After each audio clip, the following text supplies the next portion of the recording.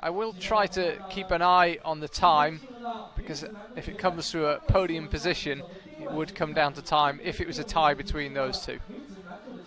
I'm really, really happy for her to be in finals, because she has been ninth, I think, 3 times this year. So just out of finals, and I think also twice because of countback, like me today. So I felt really sorry for her, because she was always climbing really strong and it was always so close. And now finally she made it and really deserved it, because she climbed great in qualifications.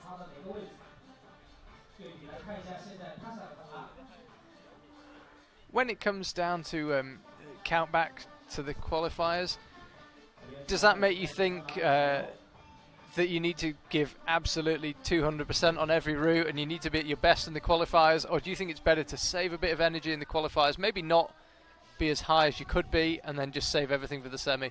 I think in my case, I would always give 100% in qualifications. You would never try to calculate what you need to do and just... No, because I think I'm just not in that position yet. I'm just not as good enough. But I think if you're someone like Yanya or Chessie or Shane, then you're just so actually, like, from your level, you're just a bit like, even better and higher than some others. So also if you save some power and don't give 100%, you're still pretty safe to be in finals. So I think they are good enough to do that calculation, but that's not the case for everyone. Yeah, as you said, Tjasa Kalan sadly has been on the wrong side of a few really unlucky results. Very, very high standard set by Manon Ili. It was a 36 plus for her.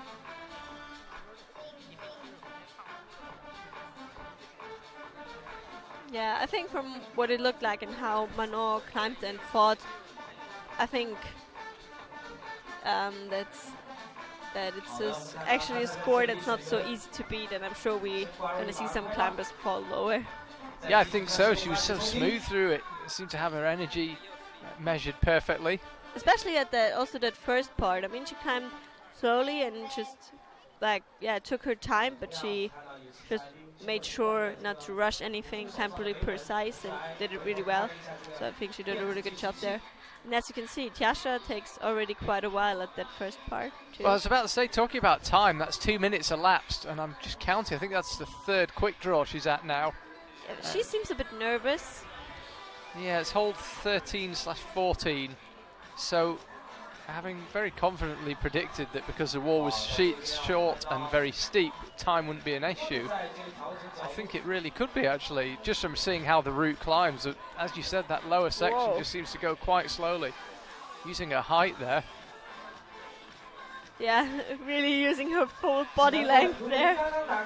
Yeah, I think this part Manon climbed really well, because she just, I think this move looked kind of risky, but she just fully committed to it and just did it, which is the way to do it.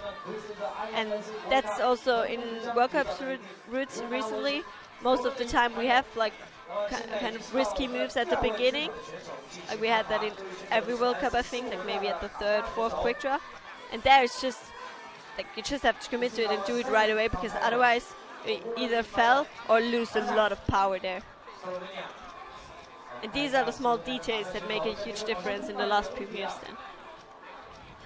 Yeah, it's the 3rd quick draw. Tjasa Kalan, she's only got 2:40 left on the clock, so she needs to make a decision about this move. She really doesn't seem to like this cross through. She thought about just putting the left hand there.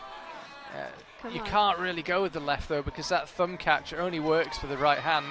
Oh my God. And jumps up with the left and just never really seemed to look settled on the route at all. No, she never felt comfortable.